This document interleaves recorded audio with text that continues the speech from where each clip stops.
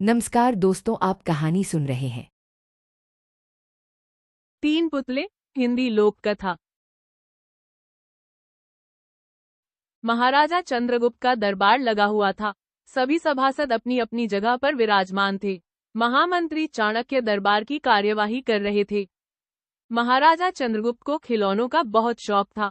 उन्हें हर रोज एक नया खिलौना चाहिए था। आज भी महाराजा के पूछने पर कि क्या नया है, पता चला कि एक सौदागर आया है और कुछ नए खिलौने लाया है। सौदागर का ये दावा है कि महाराज या किसी ने भी आज तक ऐसे खिलौने न कभी देखे हैं और न कभी देखेंगे। सुनकर महाराज ने सौदागर को बुलाने की आज्ञा दी।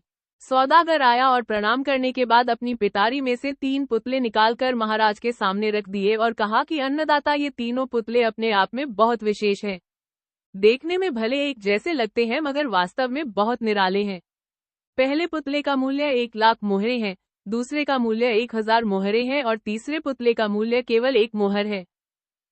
सम्राट ने तीनों पुतलों को बड़े ध्यान से देखा। देखने में कोई अंतर नहीं लगा, फिर मूल्य में इतना अंतर क्यों? इस प्रश्न ने चंद्रगुप्त को बहुत परेशान कर दिया। हार के उसने सभासदों को पुतले दिए और कहा कि इनमें क्या अंतर है, मुझे बताओ। सभासदों ने तीनों पुतलों को घुमा फिराकर सब तरफ से देखा मगर किसी को भी इस गुत्थी को सुझाने का जवाब नहीं मिला। चंद्रगुप्त ने जब देखा कि सभी चुप हैं तो उसने वही प्रश्न अपने गुरु और महामंत्री चाणक्य से पूछा। चाणक्य ने पुतलों को बहुत ध्यान से देखा और दरबान को 3 तिनके लाने की आज्ञा दी। तिनके आने पर चाणक्य ने पहले पुतले के कान में तिनका डाला। सब ने देखा कि तिनका सीधा पेट में चला गया। थोड़ी देर बाद पुतले के होंठ हिले और फिर बंद हो गए। अब चाणक्य ने अगला तिनका दूसरे पुतले के कान में डाला। इस बार सबने देखा कि तिनका दूसरे कान से बाहर आ गया और पुतला ज्यों का त्यों रहा। ये देखकर सभी की उत्सुकता बढ़ती जा रही थी कि आगे क्या होगा।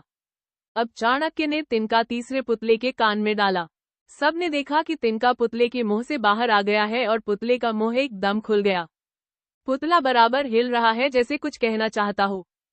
चंद्रगुप्त के पूछने पर कि ये सब क्या है और इन पुतलों का मूल्य अलग अलग क्यों है, चाणक्य ने उत्तर दिया।